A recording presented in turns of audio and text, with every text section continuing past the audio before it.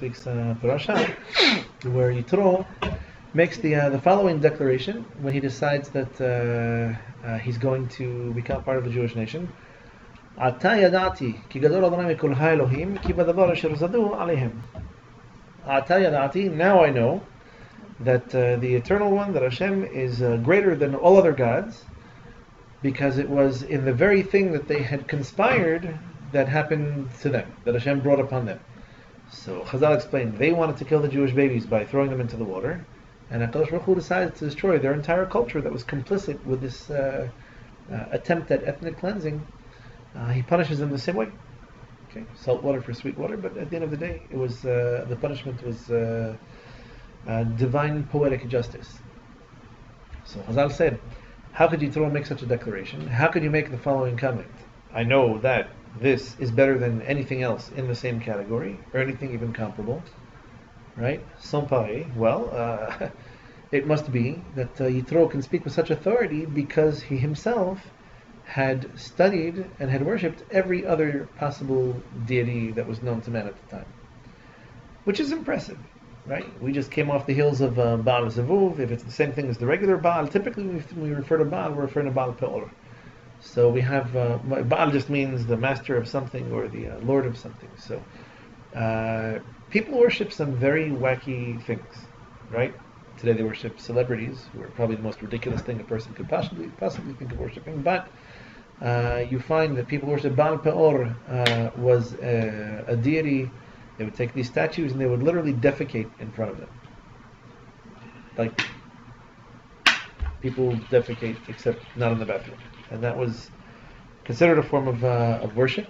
Baal Zavuv, it's not even so clear what people were doing. The Molech, people used to pass their children either between two pillars of fire, or according to another opinion in Masechet Sanhedrin, they would actually burn their children for Avodah Zarah. So it's not just the Incas and the Maya in South America throwing virgins into volcanoes. This is a common theme in idolatry back in the day, that people would worship all kinds of bizarre, strange and unusual things.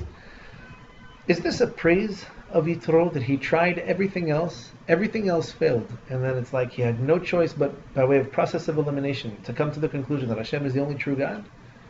Or is this almost a criticism of him, if you will? Meaning, nothing about HaKadosh Baruch Hu changed from the beginning of the story of Mitzrayim until the end. And it almost seems like Yitro was waiting out 10 plagues, right? He was in Midian, it wasn't punished, but he was waiting out 10 plagues, aside from the signs that Moshe did in the beginning, which I'm sure the word got out somehow through the antiquated equivalent of Twitter. And then the splitting of the sea. And all of a sudden, because that's literally what he says, Ata yadati. It's like, now I know. And if HaKadosh Baruch Hu had killed them all in a massive fireball, okay, or he sent Eliyahu Hanavi to toast them all, well done, then Hashem wouldn't have been the greatest of all gods. I mean, it's a very bizarre thing to say, and that's not the Midrash. That's like the pasuk. We're just quoting him. Didn't his heart wasn't his heart like strangled by the God? What, Paro's? Ah, yes. Or Yitro's? No. I'm confused.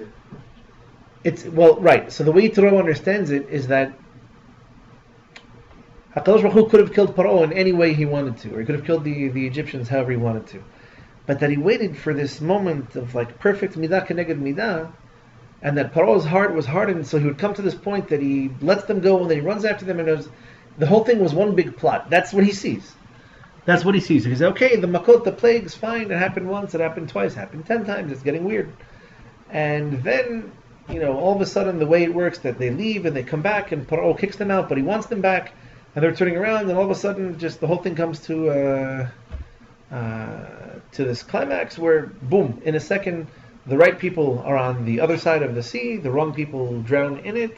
HaKadosh Baruch Hu orchestrated everything, and this is, again, this midah keneged midah, like, he waited, but he made it work out in such a way. Nothing was missing from the story.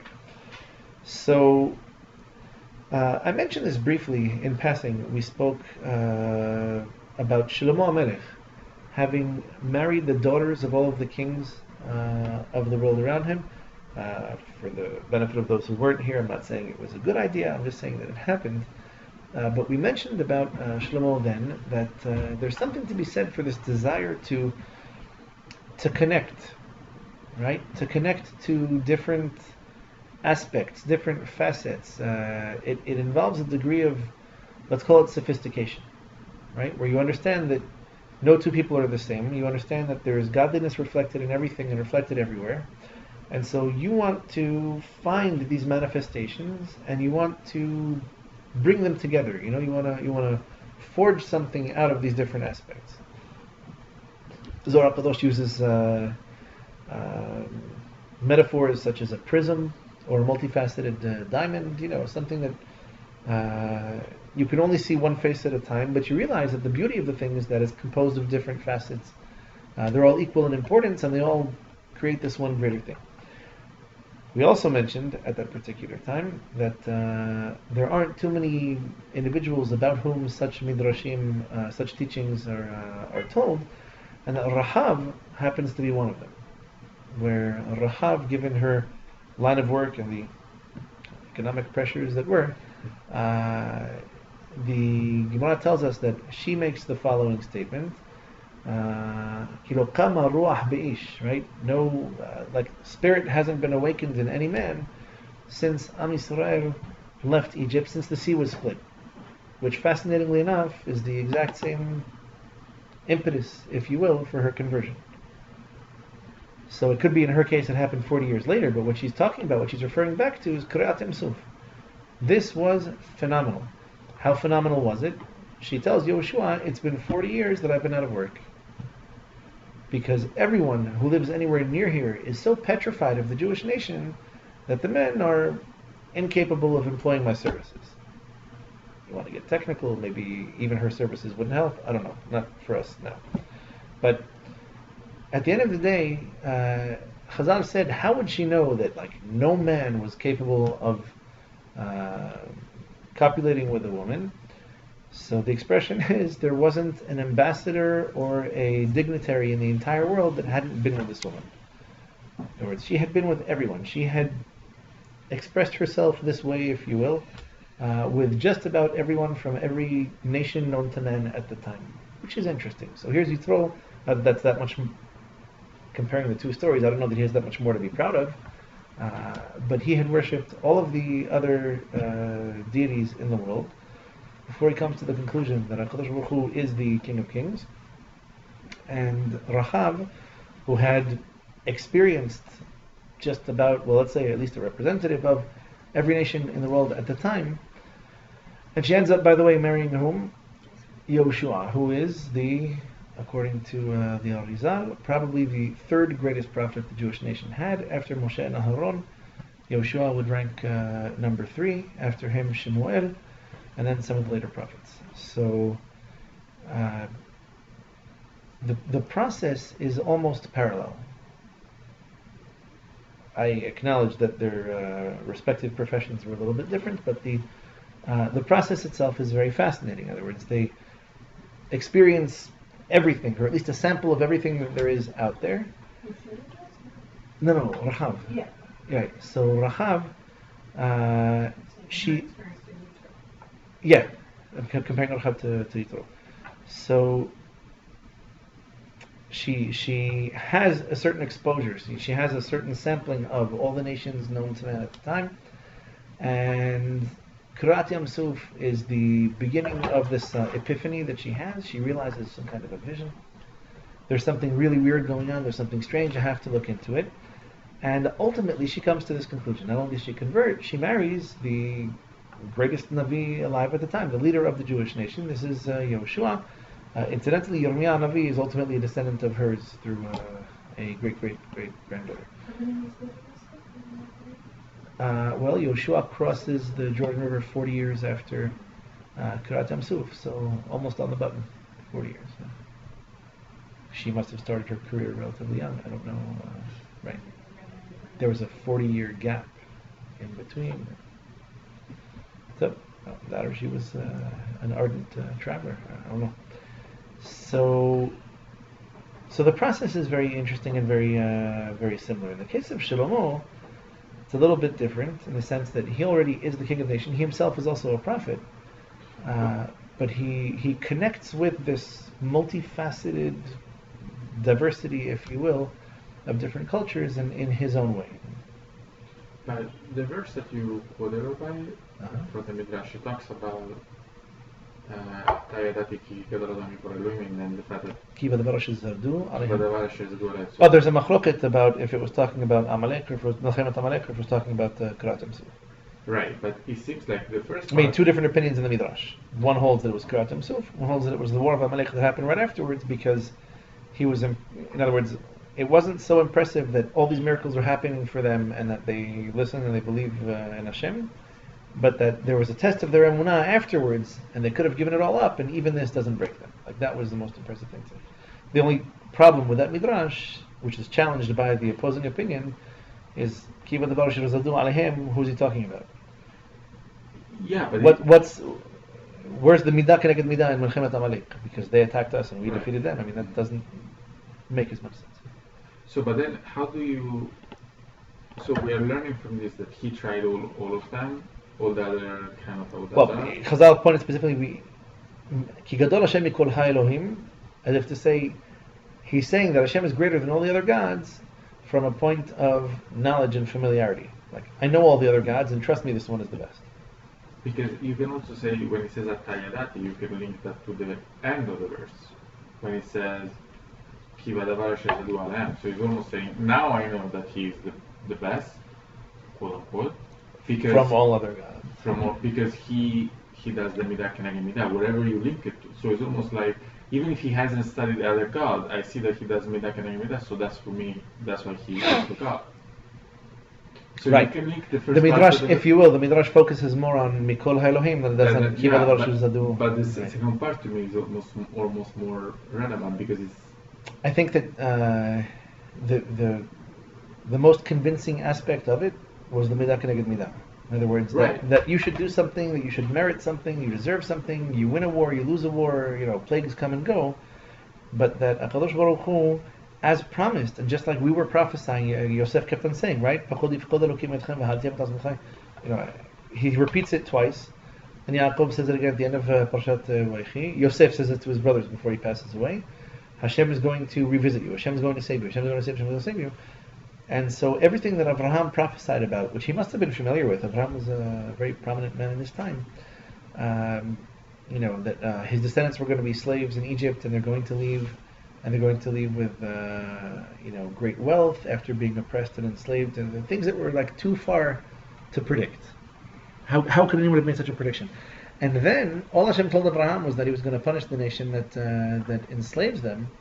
And Yitro is saying, not only does he punish, not only does the prophecy get fulfilled, because people have seen things in the stars, astrologers, etc., but that they were punished in such a precise way that Hashem had the time, the patience, the ability to orchestrate this, such that not only does the prophecy come true, but it comes true exactly the way, in the most, let's say, divine way possible, where that justice was served in the most just possible way. That's what wins him over. So the midah keneged midah is impressive. Maybe that's what tips him over the top.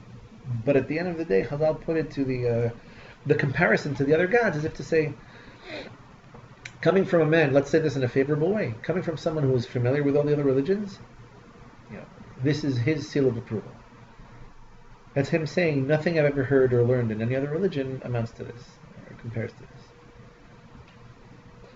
So, at the Pshat, go ahead. because the midah keneged midah, if you think about it, is almost like a customized behavior of God. Like, I would be impressed if I look at all the other gods and I say, oh, if you do this, that happens. If you do this, that happens. Like, Karma. Follow very strict rules. Yeah. The midah keneged midah is almost personalized. It's almost, if you do exactly this in that way, then my punishment is going to be, or my reward is going to be exactly this in exact that way. Right. So, if you look at the story backwards, it sounds miraculous that Hashem took us out of Egypt and He split the sea. He could have killed the Egyptians in any way He wanted to. Yitro, it seems like he's more impressed not by Hashem saving us, even though that was promised and prophesied 400 years ago, but he's more impressed by the way in which the Egyptians were punished. He could have killed them in any one of these 10 plagues. If the dam went on for long enough, they all would have died. If the Kinim never left them alone, they probably would have died too. Any one of these plagues would have killed them. That He kept them alive, and then He specifically killed them only at this particular time was such an exceptional, it was too much to be a coincidence, and here he concedes, this is divine, this is something, no human being could have concocted this, let alone orchestrated it. So, at the pshat, simple level, you're left to draw a funny conclusion. Let me put this in terms that maybe make a little bit more sense to us today. Imagine you were dating a guy or a girl, and said guy or girl says, listen, I've been with at least 1,000 other people, and you're the best. You're the greatest. I've never met anyone, I've met a lot of people, but I've never met anyone just like you. And this makes you feel special in a way, and kind of disgusted in another. Well, it's flattering to come from someone with experience to tell you, I've tasted lots of chocolates and this one is the best, but it's almost weird also, right? I mean, maybe I'm not alone in making such an assumption. So it doesn't sound very flattering that someone should have to make so many mistakes. It's a backhanded, to be polite. It's a backhanded compliment. I mean, to have to make so many mistakes before you arrive at the truth.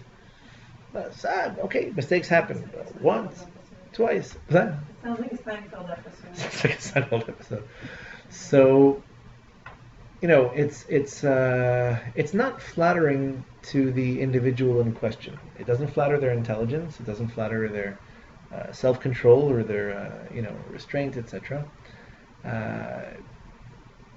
At the end of the day, though, it's not so much a judgment about these people and their characters, as much as it is their nishmatic stamp, so to speak. Like, this is the nature of a tremendous neshama. A tremendous neshama is not at peace. It's not at rest. It's not content with mediocrity or with taking things for granted or with simple, basic type of situations. Shlomo Melech, if you look at the story of his life, he mamash complicates it with his own two hands. It's almost like he sat there and he planned, what can I do to make my life more complicated? Marry lots of women even though I'm not supposed to? Bingo. I'll do it tomorrow. It's a great idea. It's a great plan. He has an idea. We discussed that back then. I'm not going to rehash it. Meaning there's at least one very good reason why he thought this could work out and why the idea had merit. But there was something a little beyond that. So he's inquisitive. He's curious. He has an appetite for, let's say, completion. An appetite for seeing things done. He constructed Beit HaMikdash. This was a project that took a number of generations to complete, meaning he completed in his lifetime, but it was the dream of his father and of his forefathers. He wants to see not just the Beit HaMikdash constructed and built, he wants to see the entire world where it's supposed to be. He wants to fix it. Call him ambitious, right? You wouldn't be wrong if you accused him of such. But he has tremendous ambition. In fact, it's his ambition that was almost his own undoing, because he wants so ambitiously for there to be a Beit HaMikdash and for the Goyim to appreciate it and to respect it and to forge a relationship with Am Yisrael as the guardians of this holiest place on earth, that his ambition got the better of him and he tried to do things he wasn't supposed to do in order to achieve something that he really felt he was born to do. So there's a mistake in there. It's not a simple kindergarten mistake like you spell your letters backwards. It was a very sophisticated kind of mistake. But a mistake, he was punished for it, he understands. Rahav understands that there's something very holy and very special and very powerful behind relations. This is the way Hashem wants the world to be. This is the way Hashem wants man and woman to come together and to procreate. Her understanding of it as an idolatrous non-Jew at the time, don't forget, she's one of these 7 nations that is going to be destroyed as we occupy the land of Israel. So her understanding of it is perverse, to be fair. Okay, she wasn't a prophetess. Where was she from? In Yericho, probably Canaanite, but as far as we know, she's not specified by nation, but Yericho, the king of Yericho, is described. I don't know if one of the 7 nations, meaning we refer to Eretz Canaan in general as land of the Canaanim because that was the dominant of the 7 nations living there. But David Melech brought Yerushalayim from the Chittim. Yericho is not far from Yerushalayim. It could be it was also a Chittite. So her look, she has tremendous ambition that you have to give credit where it's due. She's an ambitious woman. She wants to connect with, in an intimate way, representatives of all of the world's cultures. Meaning she's thirsty for something. She's in pursuit of something. Maybe she can't even describe what it is that she's pursuing. But, she knows it when she sees it. And all of a sudden things start to make sense. And she says, of course, it started with Kirat Yam Suf. I'm realizing now that my whole life was one big mistake. I'm realizing now, looking back, that what's a tremendous source of inspiration and joy to your nation has struck fear in the hearts of everyone in this area, and my life hasn't been the same. My experiences haven't been the same. And she ends up marrying Yehoshua, who's probably the most modest, humble man in his generation. It's very powerful that he saw this in her, and he said, of course, this is like a natural shidduch. Yehoshua, who brings the entire nation into the land of Israel and is supposed to connect it eventually, or this is the beginning of our connection to the rest of the nations of the world. So Yehoshua brings them into the the land, and Shlomo constructs Beit HaMikdash, where even Goyim can bring korbanot. So they both have this connection to the rest of the world. He was just a little bit more in the beginning of it. And Yitro realizes that his goal is to discover the truth. And so he never stops looking for it. It sounds funny, it sounds almost silly. It's like those games that kids have in kindergarten where you have a square hole and a circular one, an oval one, and have to find the right piece to put in. It's like he's trying to stuff all these pieces into the wrong place. But, yeah. No, they're fun. Don't get me wrong. A little bit of instant gratification. It's manipulative. But he understands, nishmatically speaking, he realizes that no matter where he is, he hasn't found the truth just yet. And so maybe there's a little bit of denial. Of course, this is a small, simple nation living as slaves amongst the Egyptians. It's weird.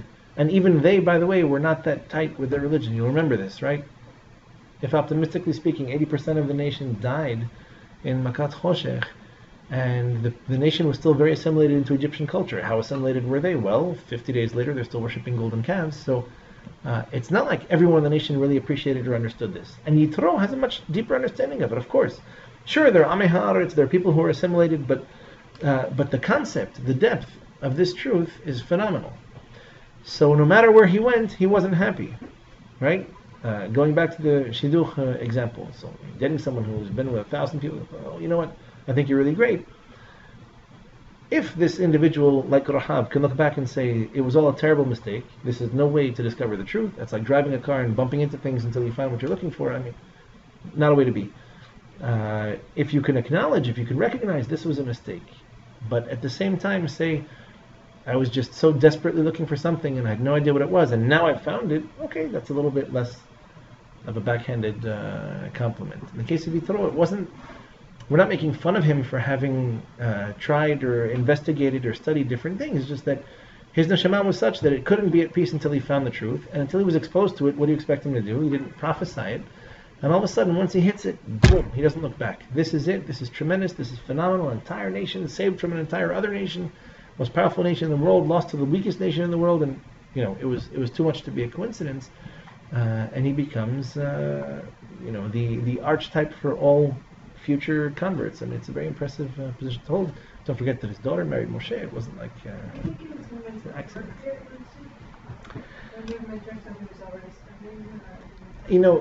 I think that deep down inside people know the truth, and that's why when you feel like you've discovered it, it's such an awakening of a moment. I don't think anyone who lives, just to use the example because I think it's something we connect to more easily, I don't think anybody who lives a promiscuous lifestyle really believes this is their calling. I don't think anybody can actually be happy or find contentment. You can find venereal disease, but I don't know how like one experience after another, and it gets I just see in the empty. timeline shot, like when Yitro brought back Sephora and the two children, was he already converted? Not totally clear. Moshe was there for a long time too. And he had to when he was and when he came back and brought them back. Was he already converted at the time? I don't know for a fact that that's universally accepted. Unclear. As far as I know, the majority of the Mefarshim that I'm familiar with seem to imply that he officially took the plunge once Kirat Suf was done. Yeah, maybe he was considering it. I'm sure he was in contact with Moshe. I imagine at some point they must have discussed some of these things. I mean, Moshe wasn't your typical son-in-law, so it could be that he had showed him certain things, maybe he spoke to him about the burning bush, his own first experience of prophecy. I had some from Muhammad Kennedy, a very interesting. I would have to remember the details because my memory is not as good as yours.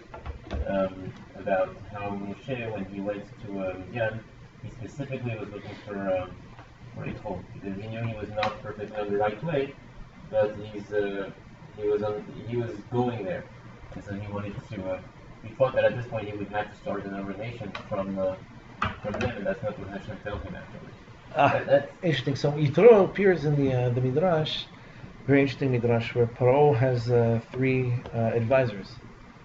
One of them is Yov, one of them is Yitro, and Bilam. Where Bilam is the Rasha, Yov is the Tzaddik, and the Yitro is like on the fence. So he doesn't recommend killing the nation, doesn't recommend letting them go, as if to say that he himself wasn't so totally clear on things. But it's true. I think this is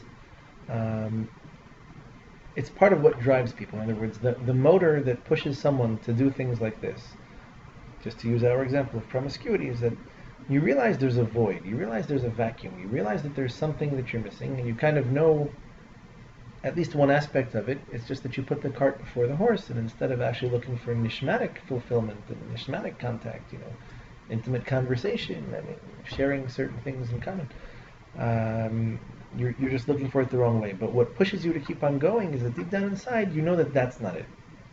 Maybe it's what you're used to, maybe it's what you know, but it's that's not it. The Zohar Kadosh uses this terminology very commonly, like a void or a vacuum or a desire. How everything starts with a negative. I realize that I'm missing something. I haven't found it yet, and so it's that vacuum that draws me into things. It's the motor that kind of propels me into a search for something. I have to fill it. I have to find it. And so you can try to satiate yourself, to content yourself with impure and unholy things, which are always temporary in nature, always short-lived, and unfortunately detrimental in the long run. Or you can, hold out until you find what it is that you're genuinely looking for, which you'll find to be ultimately more fulfilling in the end. But yeah, we're not making fun of Yitro. We're not in any way slighting him. Clearly, when he wasn't Jewish, when he was still looking around and hadn't figured things out, it would look very strange to us. But any big neshama would look very strange to us. Eliyahu would look very hairy to us. Elisha would look bald. All we see from the Nevi'im is what they look like on the outside. So they happen to be tremendous individuals with a tremendous drive for the truth, and they behaved in ways that look a little bit strange to us, but it's not to detract from it. I challenged the chief rabbi today to find a woman who had the nishmatic koach that Rachav had, and to pass on her as a shidduch. Now, of course, her father doesn't learn a kollel. How could it possibly? But Yoshua knew better. It's in our history. It's in our literature. It's just that we don't live that way anymore. So we should have the zechut of pursuing the truth, of not being content until we find it, and Be'ezras Hashem, not bumping into too many walls on our way to it.